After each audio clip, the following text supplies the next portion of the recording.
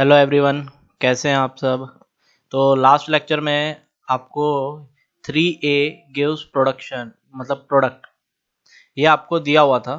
ठीक है, मैंने आपसे बोला था इसका आपको इंटीग्रेटेड रेट लॉ निकालना है, टी हाफ निकालना है, टी 100% निकालना है, मतलब आपकी रिएक्शन 100% खत्म होगी वो निकालना है। देन मैंने आपको ये बोला था जीरो ऑर्डर की रिएक्शन है तो रेट लॉ यार आपको आना चाहिए था के ए गिव्स जीरो, मतलब आर इक्वल टू के ए की पावर जीरो ये था। देन यहाँ पे कितना था आर इक्वल टू के ए की पावर जीरो। और लास्ट वाले का जो केस था इसका तो मैंने गिवन कर रखा था, ये वाला केस मैंने गिवन कर रखा था। तो आपसे मैंने बोला था इंटीग्रेटेड रेट लॉ निकालो और हाफ लाइफ निकालो, ये सब दिया था। तो ऐसा करता हूँ, मैंने बोला था मैं ही करूंगा, तो ये वाला स्टार्ट करता हूँ मैं। जरा इसके ऊपर जरा देखना है ये कैसे जो अपन ने लास्ट पढ़ा था, ठीक है, जो कल पढ़ा था मेन जो आता है जनरली जेई मेंस की बात कर रहे हैं और नीट जिसमें जो आता है जनरली वो यही वाला पार्ट आता है इसका। तो वो वाला पार्ट अपन ने देख लिया है, बट थोड़ा बहुत अलग आ जाए अगर तो क्या करें, एडवांस में तो आ ही सकता है भाई, ऐसा तो है नहीं कि एडवांस में नहीं आएगा। तो उसके लिए जरा देख लेते हैं आज आगे, ठीक है। तो स्टार्ट करते हैं अपन पहला केस नंबर 2 का पहला पार्ट।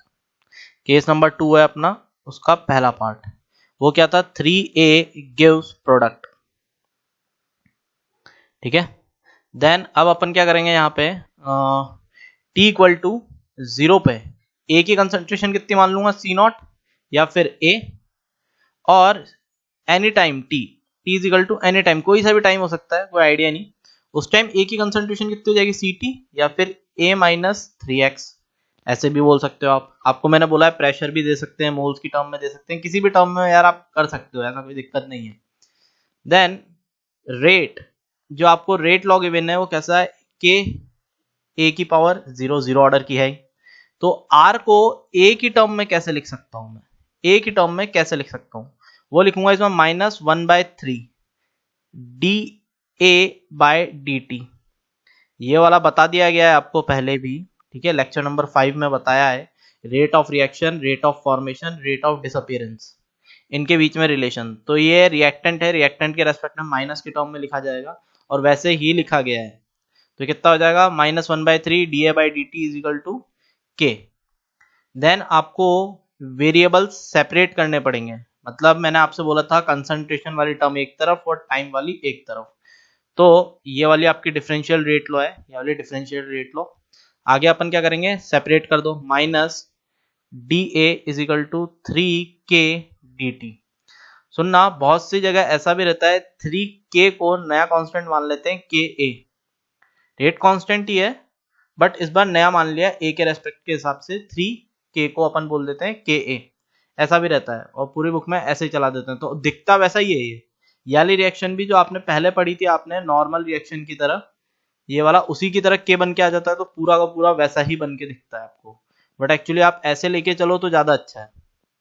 आगे क्या करेंगे अपन, आगे करते हैं माइनस डी ए 3k डी टी, इसको इंटीग्रेट कर दो, इसको इंटीग्रेट कर दो, इसको करेंगे सी नॉट से सी टी तक, इसको टी जीरो से टी टाइम तक।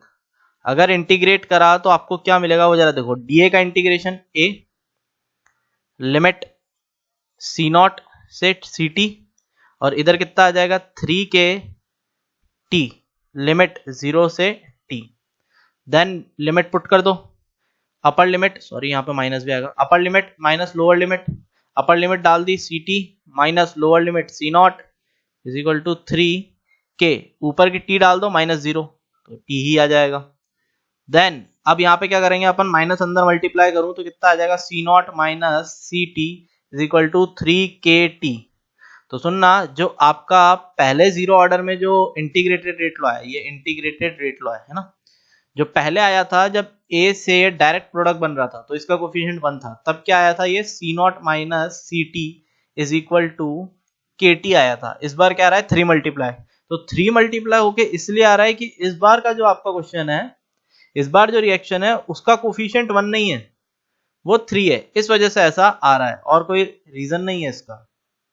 देन मैंने आपसे इंटीग्रेटेड रेट लॉ के बाद बोला था टी हाफ निकालना है, वहां वाले पहले वाले केस में जब 1 का कोफिशिएंट था तब टी हाफ कितना आ रहा था आपका, तब टी हाफ आ रहा था आपका C0/2k। इस बार जरा देखते हैं कितना आता है।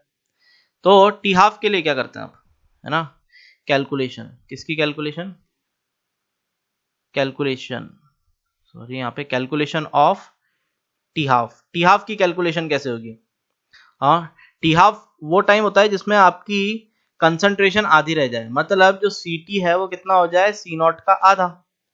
तो ये वाली वैल्यू पुट करो इस वाली इक्वेशन में, अगर पुट करेंगे तो देखते हैं टी की वैल्यू कितनी मिलती है।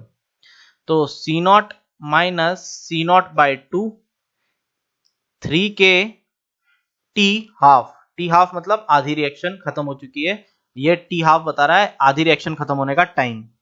देन यहाँ पे वैल्यू कितनी आ जाएगी, C0/2 3k टी हाफ। तो ओवरऑल टी हाफ की वैल्यू कितनी आ गई, टी हाफ की वैल्यू आ गई C0/6k। इस बार ये 3 के साथ मल्टीप्लाई हो गया, पिछली बार कितना आ रहा था C0/2k, तो इस बार एक्सप्रेशन अलग आ रहा है। नेक्स्ट, अगर मैं आपसे बोलूं टी 100% बताना है आपको, 100% मतलब जो सी टी की कंसंट्रेशन है वो 0, मतलब उस टाइम रिएक्शन में कुछ भी नहीं बता होगा, रिएक्शन ही एंड हो गई। यहाँ पे जरा देखो ऐसे, टी यहाँ पे एंड, रिएक्शन ही एंड हो गई, तो ये कंसंट्रेशन कितनी, एक खत्म हो चुका होगा पूरा, इसका मतलब इस टाइम बचा ही थोड़ी होगा, सारा का सारा प्रोडक्ट में कन्वर्ट हो चुका होगा। तो यहाँ पे कंसंट्रेशन कितनी लिख दूंगा, c t equal to 0 put कर देंगे इक्वेशन में, तो कितनी हो जाएगी, इक्वेशन कौन सी में पुट करेंगे, अपनी इंटीग्रेटेड रेट लॉ इस वाली में, इसमें पुट करोगे, C0 की जगह 0 पुट कर दो, ठीक है, 0 minus C t equal to k 3k टी, ये आ जाएगा, ये सी टी कंसंट्रेशन उस टाइम, और यहाँ पे रिएक्शन आ जाएगी आपकी, अरे यार गलत पुट कर दी सॉरी, माइनस में आ जाता टाइम अदरवाइज। तो ये वैल्यू था आपका फॉर्मूला है C0 minus C T is equal to 3kT 100%, ये वैल्यू है आपकी। देन सी टी की जगह पुट करना है, तो सी टी की जगह पुट कर दो 0 3kT 100%।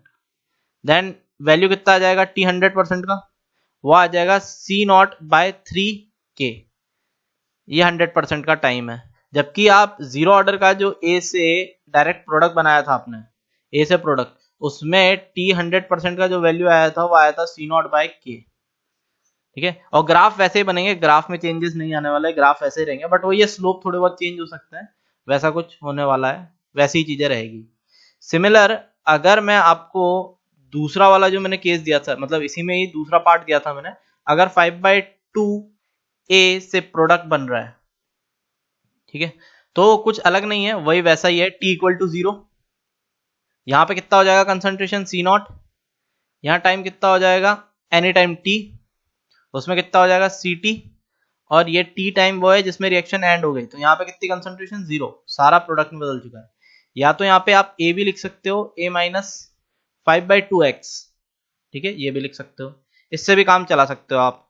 देन अब आपको रेट लॉ एक्सप्रेशन वो गिवन है, k इक्वल टू मतलब r equal to k a की पावर 0। देन अगर मैं रेट लिखूंगा इस बार a की टर्म में, तो कितना लिखूंगा, -1/5/2 था, 2 ऊपर चला जाएगा, dA/dt k। देन सेपरेट कर दो वेरिएबल्स को, तो यहां कितना हो जाएगा आपका dA माइनस का is equal to 5/2 k dt, integrate कर दो दोनों तरफ, इधर C0 से CT तक, इधर कर दो 0 से T तक। अब डायरेक्ट करते हैं, ज्यादा वो नहीं, अपन सीख चुके हैं इतना, तो यहाँ वैल्यू आ जाएगी C0 माइनस सी टी की, माइनस अंदर मल्टीप्लाई करके डायरेक्ट लिखा है, और इधर आ जाएगी 5/2 kT। तो ये आपका इंटीग्रेटेड रेट लॉ बन के आ गया, ये वाला इंटीग्रेटेड रेट लॉ बन के आ गया, इंटीग्रेटेड रेट लॉ, ये वाला एक्सप्रेशन आ गया।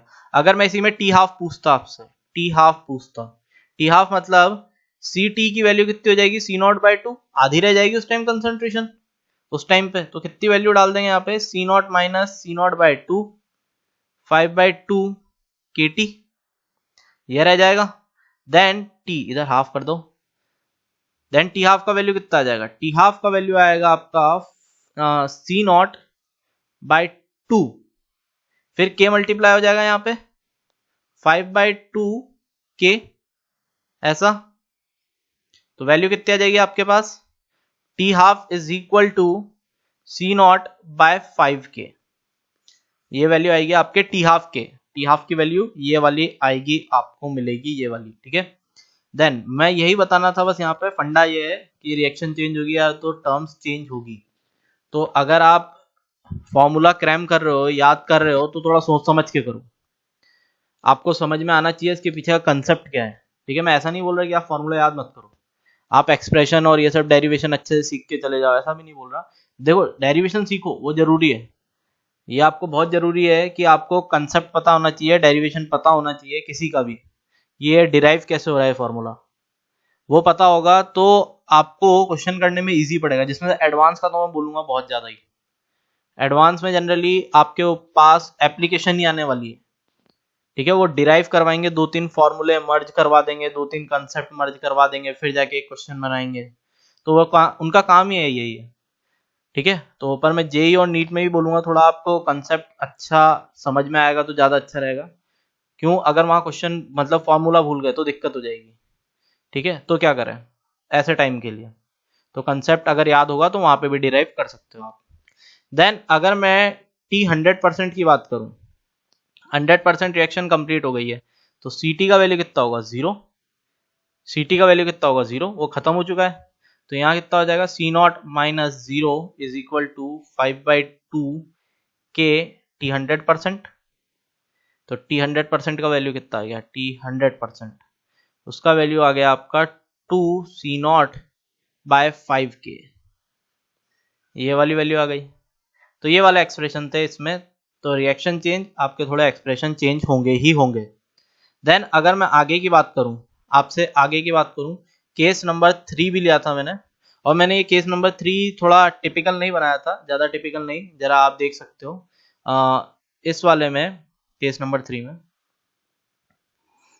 ये देखो, जो ये केस नंबर 3 है, इसको मैंने टिपिकल ज़्यादा नहीं बना रखा, मैंने नॉर्मल वाला दिया है, r इक्वल टू के ए की पावर 0 बी की पावर 0, ये वाला। मैं चाहता तो इसको टिपिकल और बना सकता था ऐसे करके, के ए की पावर 1 ए की पावर बी की पावर -1, तो भी 0 ऑर्डर है, तो दिक्कत होती थोड़ी बहुत, आपको थोड़ा डिफिकल्टी पड़ती है आपको, ठीक है। तो ऐसे टाइम पे और ज़्यादा दिक्कत होती, तो इतना भी ज़्यादा वो नहीं है सिलेबस में अपने, इतना भी हार्ड नहीं है, जेई और नीट में इतना भी हार्ड नहीं है कि आपको 0 ऑर्डर वाले भी इतने घुमा के देते हैं, ठीक है। मैं इसको ऐसे भी दे सकता था +1/2 और पावर दूसरे वाले की -1/2, तो फ्रैक्शन में पावर, वो पावर जो आएगी आपका ऑर्डर आएगा, उससे और ज़्यादा दिक्कत होने वाली है। तो वैसे वाले भी नहीं है, तो इतने से ही इसी वाले को अपन जरा देखते हैं क्या है question. a + 2b gives product, ये बन रहा है। देन यार यहाँ पे आपको कंसंट्रेशन लेनी पड़ेगी, t = 0 पे, सपोज करो a की a है, b की b है, चाहो तो आप दोनों की एक भी ले सकते हो और अलग अलग भी ले सकते हो, मैंने अलग अलग लिया, और अगर गिवन एक जैसी होगी तो एक ले लेंगे, अलग होगी तो अलग ले लेंगे, अलग लेने से ज्यादा ठीक है। Then t = any time t, इसमें से कुछ पार्ट माइनस होगा, a - x, इसमें से होगा b - 2x, सुनना यहाँ पे b - 2x होगा, क्यों होगा 2x, क्यों यहाँ पे जो कोफिशिएंट है b का वो 2 है, b का जो कोफिशिएंट है वो कितना है 2 है, जरा देखिए आप, है ना। देन और आपको रेट लॉ वो गिवन कर रखा है मैंने, r = के a की पावर 0 b की पावर 0। अब जरा देखिए, मैं रेट लिखूं तो मैं a के रेस्पेक्ट में लिखूं या b के, जो आपकी इच्छा, आप a के रेस्पेक्ट में भी रेट लिख सकते हो, b के रेस्पेक्ट में भी लिख सकते हो, कोई दिक्कत वाली बात नहीं है। फॉर एग्जांपल अगर मैं बात करूं a के रेस्पेक्ट में रेट लिखूंगा तो कितना होगा, -da है ये a/dt, और b के रेस्पेक्ट में लिखता हूं तो -1/2 db/dt, ऐसे लिखूंगा, और जिससे चाहो उससे सॉल्व कर लो आप, आना तो उतना ही है। तो मैं ए वाला ले लेता हूँ, ए वाले में से क्या है यार, कोफिशिएंट नहीं है उसमें, तो कोफिशिएंट नहीं है तो वहां से थोड़ा इजी पड़ जाएगा, ठीक है। तो मैं यहाँ से ए के रेस्पेक्ट में ले लेता हूँ ए, तो -da/dt is equal to k, then separate कर दो वेरिएबल्स को, da इधर के dt, सुनना, ये ए का बताएगा, मैंने ए का वैल्यू बताया तो ये कंसंट्रेशन सारी ए की पता लगेगी, डी की पता नहीं लगेगी। अपने को एक्स निकालना पड़ेगा फिर जाके बी की पता लग पाएगी। ठीक है, तो यहाँ पे अपन क्या करते हैं, अब इंटीग्रेट कर दो, इंटीग्रेट कर दो, है ना। इस टाइम की कंसंट्रेशन इसकी सी नॉट है, इसकी सी ए टी है। ठीक है, इसकी सी ए टी हो जाएगी, इसकी कंसंट्रेशन ये सी नॉट ए है, ये सी नॉट बी है, और यहाँ पे दोनों में से ना कोई सी भी चलेगी, और यहाँ पे कर देते हैं C naught C B T, C B T, है ना, concentration of B at that time. तो यहाँ पे ए का है तो ए का डेटा डालना पड़ेगा, initial concentration c not a, और फाइनल कितनी रह गई सी ए टी, टाइम 0 से टी के लिए। इंटीग्रेट कर दो, इंटीग्रेट करने के बाद आपको क्या मिलेगा, ब्रैकेट में C not A minus C A T, concentration of A at that time is equal to के टी। ठीक है, ऐसा ही लिखा रहे, ऐसा ही लिखेंगे। तो ये चीज अपने को पता लग गई, ये इंटीग्रेटेड रेट लॉ निकाल दी मैंने। ठीक है, ये इंटीग्रेटेड रेट लॉ निकाल दिया मैंने, फाइंड कर दिया। अब यहाँ मेरे को x की वैल्यू चाहिए, तो x की वैल्यू के लिए जरा देखो, सी नॉट ए था जो, उसकी वैल्यू मैंने a ले रखी है, इनिशियल कंसंट्रेशन। मैंने बोला दोनों में से कोई सा भी चलेगा, ये या तो ये, तो a ले लेते हैं और इसकी जगह a माइनस एक्स ले लेते हैं। इससे क्या होगा, x का वैल्यू मिल जाएगा मेरे को। तो यहाँ ले लेते हैं अपन, इसका ले लेते हैं a और इसको ले लेते हैं a माइनस एक्स, इधर के टी। ठीक है, तो x इक्वल टू कितना आ जाएगा, के टी, x इक्वल टू कितना आ गया, k t. Then concentration of b at any time t, वो कितना आ रहा है, वो है c B t is equal to b minus two x के बराबर है वो।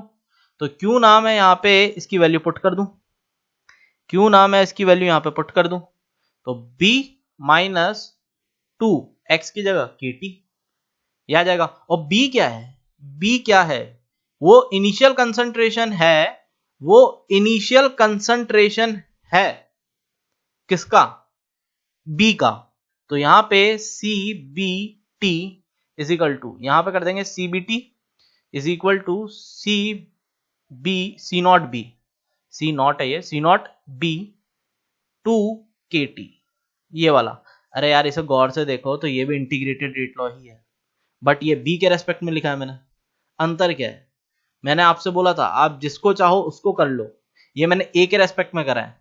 मैं चाहता तो यहाँ पे बी के रेस्पेक्ट में कर देता, तो कितना होता, 1/2 डी बी, और d b by d t equal to k, cross में ले जाओ सबको, minus d b is equal to 2, इधर रुक जाओ, देन के, यहाँ पे कितना कर देंगे 2 के डी टी। इंटीग्रेट करके देख लो इसको, इंटीग्रेट करोगे तो कितना आ जाएगा यहाँ पे b, और ऊपर आएगा c बी टी, और नीचे c नॉट b, इधर 2, यहाँ माइनस लगा हुआ है ना, 2 के टी।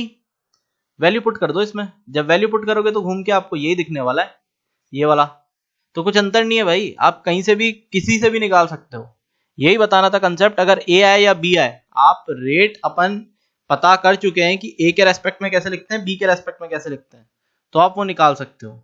रही बात टी हाफ की, टी हाफ की कैलकुलेशन कैसे करेंगे, टी हाफ की कैलकुलेशन कैसे करेंगे, टी हाफ वो कंसंट्रेशन है जहां पे आपकी कंसंट्रेशन, जो मतलब आधी रिएक्शन कंप्लीट हो चुकी हो।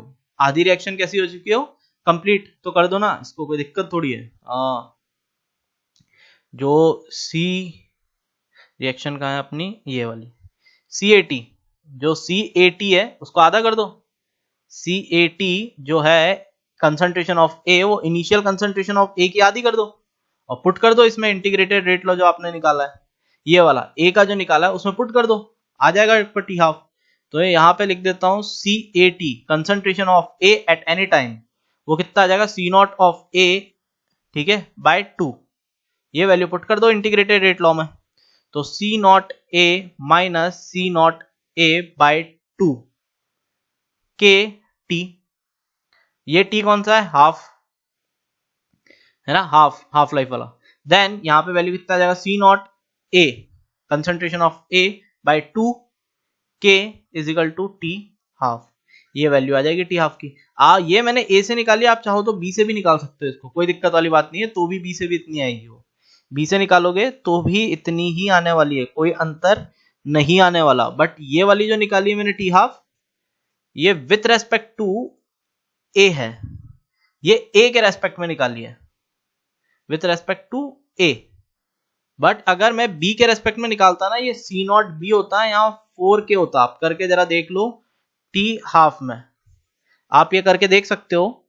बट यहाँ पे कंसंट्रेशन बी की रहती, और ये आप देख सकते हो यहां से, हाँ ये वाला जो इंटीग्रेटेड रेट लॉ आया ये बी के रेस्पेक्ट में, ये विथ रेस्पेक्ट टू बी है ये वाला इंटीग्रेटेड रेट लॉ, तो आप यहां से भी निकाल सकते हो, कोई अलग नहीं आने वाला, तो भी उतना ही रहेगा। टी हाफ की वैल्यू ऐसे थोड़ी चेंज है कि मतलब एक ही रिएक्शन है उसके लिए अलग अलग टी हाफ आ रहा है, ऐसा नहीं होगा, ठीक है। फॉर एग्जांपल आप किसी बस में बैठ के जा रहे हो, ठीक है, कहीं पे आपकी जर्नी स्टार्ट हुई ए से बी के लिए, है ना, आपकी जर्नी स्टार्ट होती है ए से बी के लिए, आप बस में बैठ के जा रहे हो, ठीक है।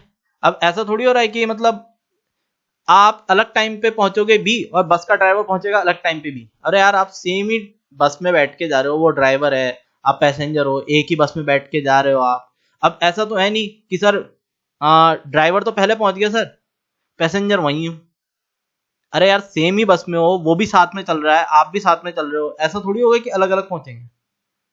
तो वही है, ये जो टी हाफ है ये दोनों के लिए सेम आने वाला, उसके लिए भी ए के रेस्पेक्ट में भी और बी के रेस्पेक्ट में, फॉर्मूला अलग है बट वैल्यू सेम आएगी, ये रहता है। तो देन नेक्स्ट लेक्चर में यार अपन जीरो ऑर्डर के न्यूमेरिकल्स करेंगे, है ना। न्यूमेरिकल्स लगभग 2 वीडियो और बनेंगे, न्यूमेरिकल जीरो ऑर्डर के ऊपर करेंगे, और फिर उसके बाद फर्स्ट ऑर्डर चालू कर देंगे अपन। ओके, तो क्लास यहाँ पे ऑफ करते हैं। Okay bye.